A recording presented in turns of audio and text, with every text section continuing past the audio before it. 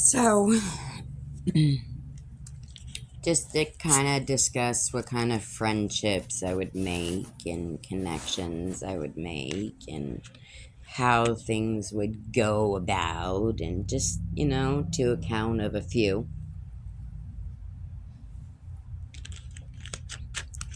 When I pause, I'm taking a drink or something. But,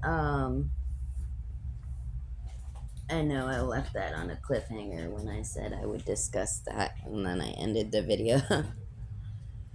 um, Vader, Voice of Truth, and Sweet Pea.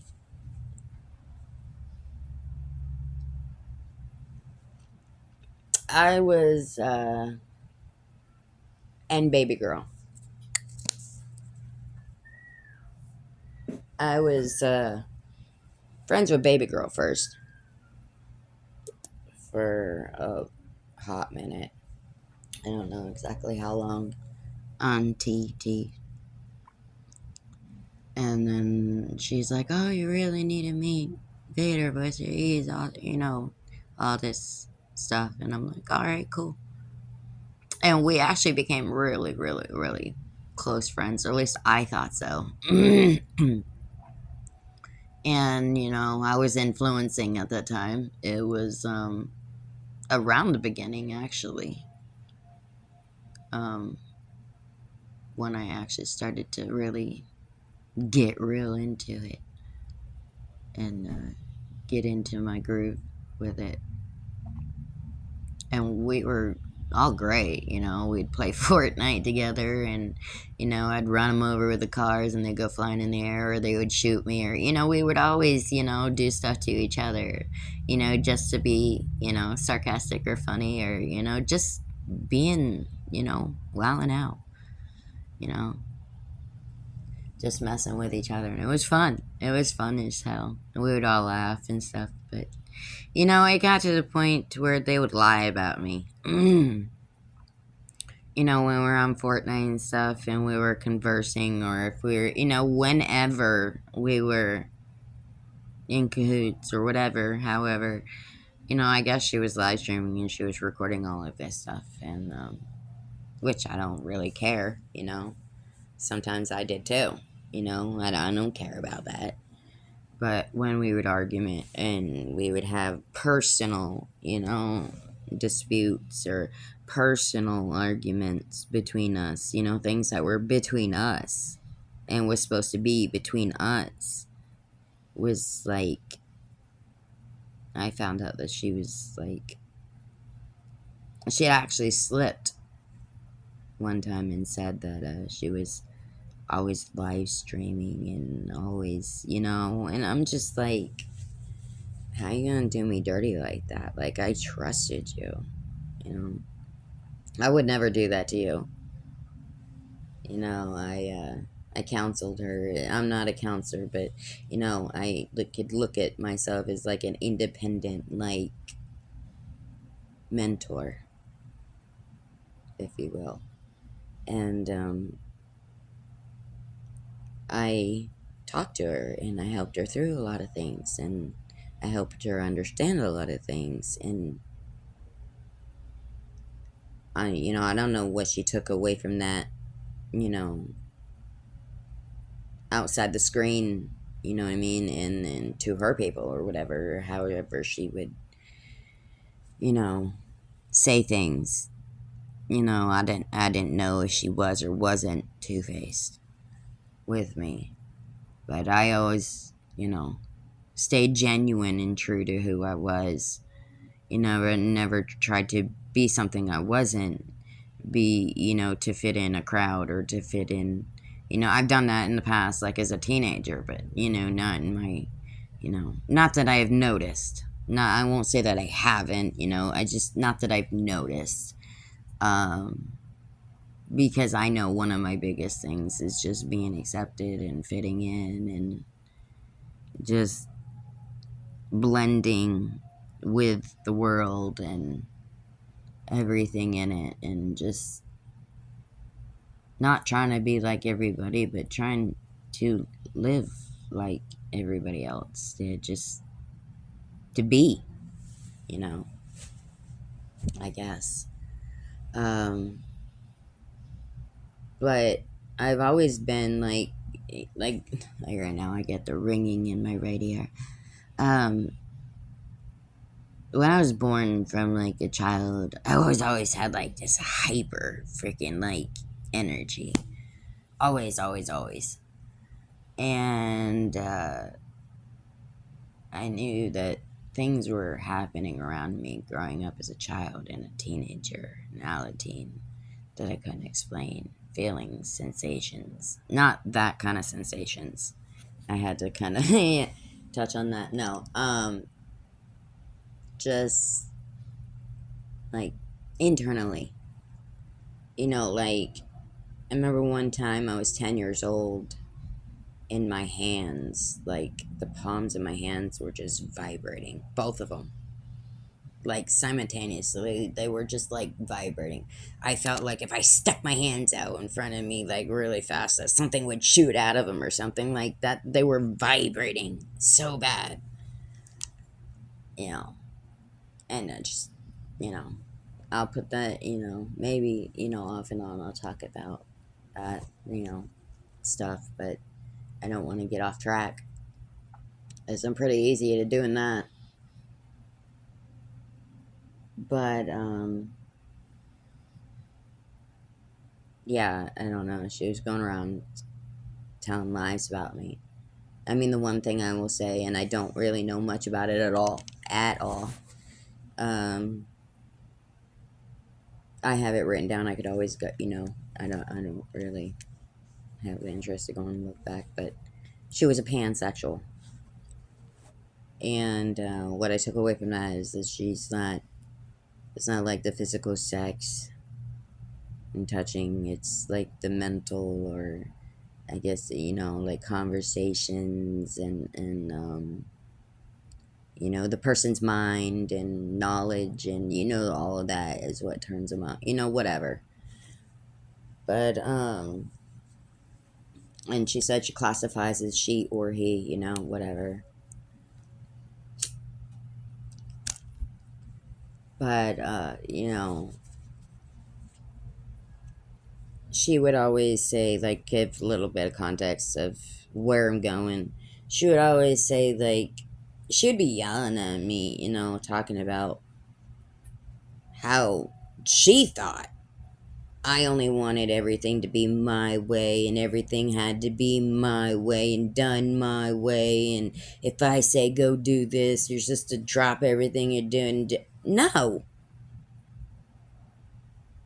I don't know what you're reading off of me that gives that, because no. Yes, I am hyper into what I do. Okay? Because I believe in people. I believe in survivors. I believe we can get through this. We can conquer this. We can overcome this. Okay? Which is different from each person. But she was,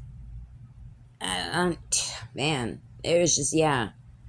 And I think that was on the other foot. I think that she wanted to be in TC of the whole entire, because I had entered her, I had assumed that they were part of HHE.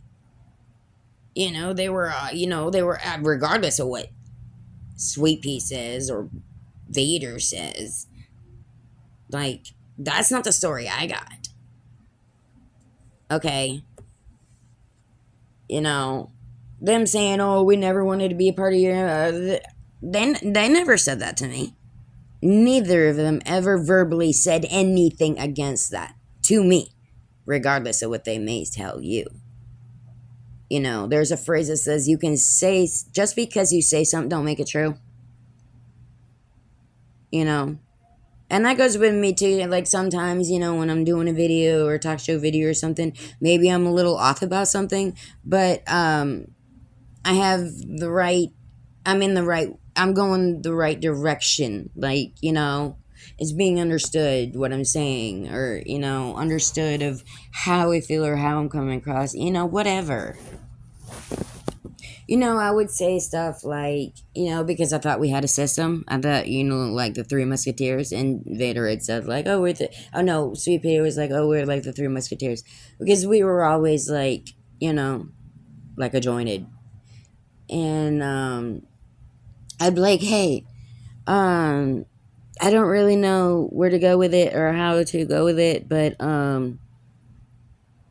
let's try to find like some kids or some teenagers that are willing to tell their bullying situations and tell their stories and get their stories out there so they can help and educate and strengthen their community, that their age group, and kind of give other people, other kids strength, that kind of stuff. And or I'd be like, he'd be like, well, what are we gonna do? A video of, or what are we gonna talk about or discuss? And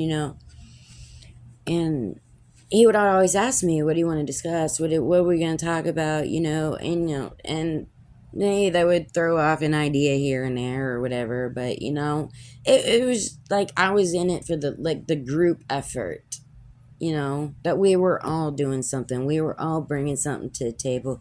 We were all like reaching out to people and doing our due diligences in our own ways. So I don't know where all that crap came from.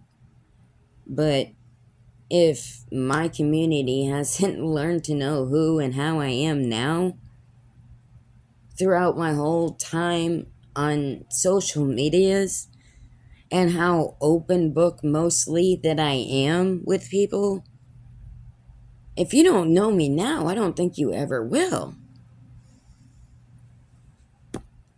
I've been so open with so many things, even if it's embarrassing or if it hurts in my chest and it's hard to even get out of my lips. I still do it because one day when I'm older, I'm going to watch these videos back. And as I'm older, because as we grow, our mindsets change, you know, or well, not change, but we get older and our views, on things and like, that aspect. But, and I'm a really fucking bad liar. Like, I'm not in that lane. I have no interest in lying. You're not going to gain nothing from it. You're not getting nowhere with it.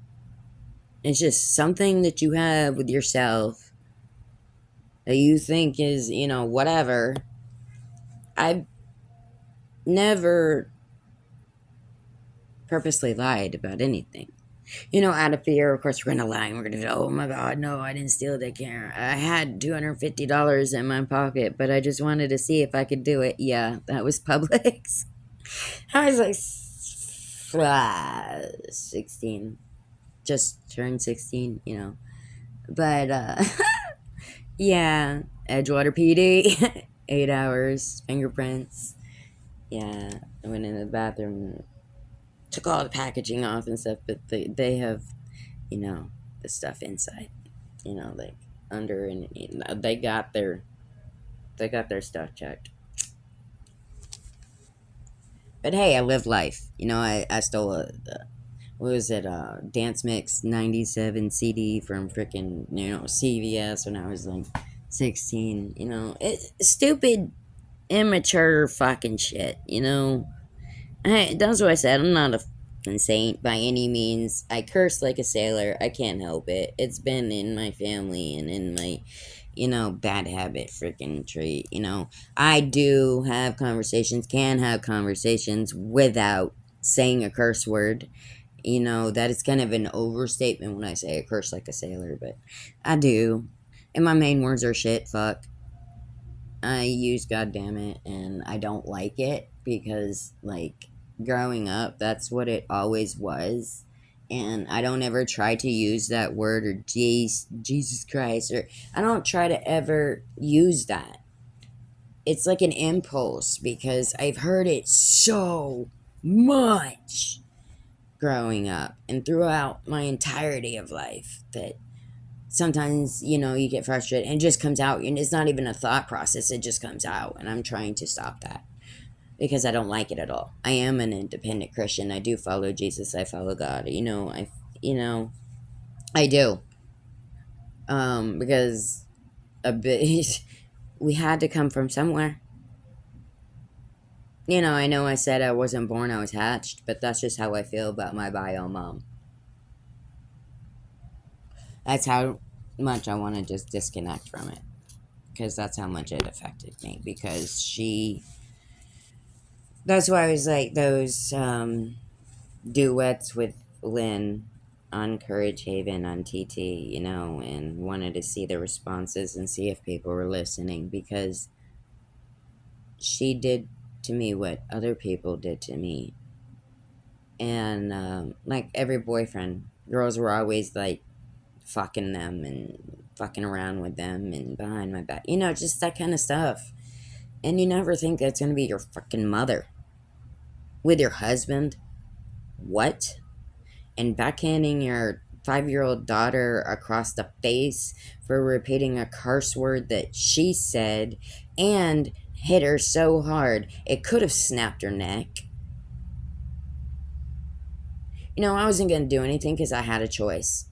My daughter was we were coming back from the park. My daughter was in a stroller. Okay? I've known this woman for 2 weeks. I reached out to her to find her. I almost got her fired from her job, but oops. My bad. Did I do that? What? Yeah. So, I love Virgo. I had choice. I had 2 culvert ditches on each side of the road, okay? Which I was closer to the left. And there was a 2-lane highway in front of me. Now, if I was to, stomp this bitch and we were to get rowdy, 1, 2 things are gonna happen. The stroller's gonna sit there, of course, that's one of it. 2, there could be a car coming down the fucking road, hit my stroller. 3, could have went into the culvert ditch, could have went into the road. I'm being a mom. I'm like, no. I'm like, I'm not risking my child's safety right now. I said, but when we get to the house, I said, my husband is going to kick you the fuck out. And she dropped towel in front of him when I went somewhere with his sister, Trey. And he's like, put your fucking clothes on. I don't want to see that. It's just, the day she got there, the first day I ever met this woman, seen this woman, day of my life, right? His sister took her to the bar. Oh, do you mind? Well, if you have to ask, no, just go.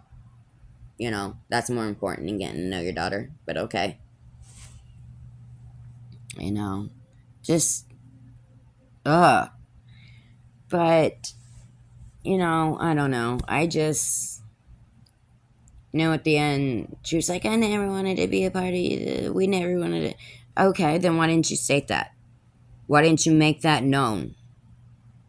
Why you gotta drag me along and be a fucking asshole? You're being two-faced with me. You're not wearing one face, you're wearing many. How are you gonna be like that when I've been nothing? Okay, maybe we popped off and we got into arguments, but we're grown. That shit is bound to happen. And I more than reached out and owned up for my part and apologized for my part and said I apologize for it, whatever. But she wasn't woman enough to do the same?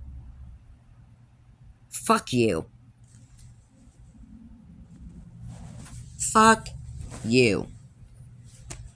And Sweet Pea, my husband is brutally honest, and I mean that to the fullest extent. Oh my god, he can hurt your feelings. Never ask him for his opinion. But he straight up said, I'm not trying to be mean, but because, seeing a picture of Sweet Pea's face, he said that girl's using meth. Her teeth in the front were gone and stuff. And we don't judge, we both have dentures. Well, he don't, I do. Um, but that his mouth swelled. He got into a chemical, and when he was working in a plant, he chewed his nails, and basically, that's all right. So, but whatever, with that, and he's like, he's watched her videos and stuff, their videos and stuff like that together, and he's like, dude, she's a follower. She is not her own person. She is like, does whatever Vader says and everything up there.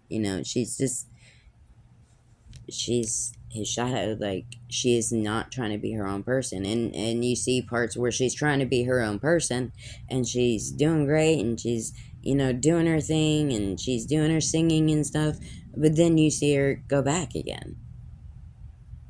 She said there's a pattern there, and she said, and he's like, if you pay attention, everybody has a pattern. He's a very intelligent man. But we distanced. She posted a bunch of fucking videos about me and blasted me every fucking where. What the fuck? And that's that story. She would always, the full context of that, she would always, like, from the time I wake up in the morning, oh, you didn't answer the video call, the group meeting for the, influencing stuff. Oh, you're never around. Oh, you're never available. Oh, we need you here, and you're never here, and you never be able to get a hold of it. And if it's isn't, this is not a 9 to 5, bitch. I am not getting paid for this. Okay, let's make that clear. Okay, this is not a fucking it's a job to me, but it's not like a 9 to 5 job. I'm not getting paid for my influencing, nor have I ever wanted, I've never asked for payment. I've never asked for any of my mentoring. I've never asked for nothing from nobody. I just do my thing. Watch me do my thing. Watch me do my thing. Immature. I think, right? Yeah, immature. But, no. Because for the most part, we all have the things that we want to keep for ourselves. But for the most part, I'm selfless. I'm mostly an open book. There's conversations and topics I will not or do not want to discuss. And if I do, it's going to take some coercing. But I'm pretty much an open book. Telling my traumas and telling the things that I've experienced and endured and heard and whatever. I'm so tired of saying those, like, words I just said. It's getting so annoying. But, it's to help people. It's to show people that, like, hey, you're not alone. I've been through it. I've been here. I've been there, If I can do it, you can too. Trying to give courage and strengths and, stuff like that. And then there was a situation. I was friends with this girl, Jenny, on Live Me. And there was this guy, G-Man, Greg. And I don't know. I fell into a rabbit hole with the conversation.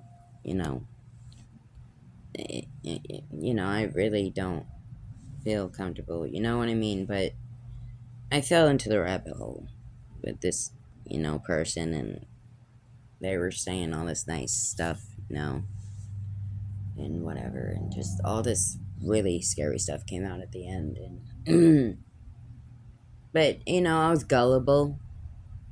Those were in times where I didn't know how to read signs or pick up on things. because I was never taught. Nobody gave me the tools growing up.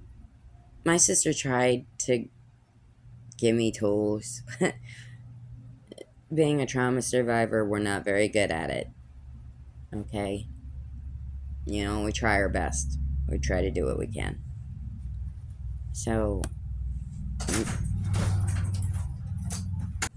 that's that.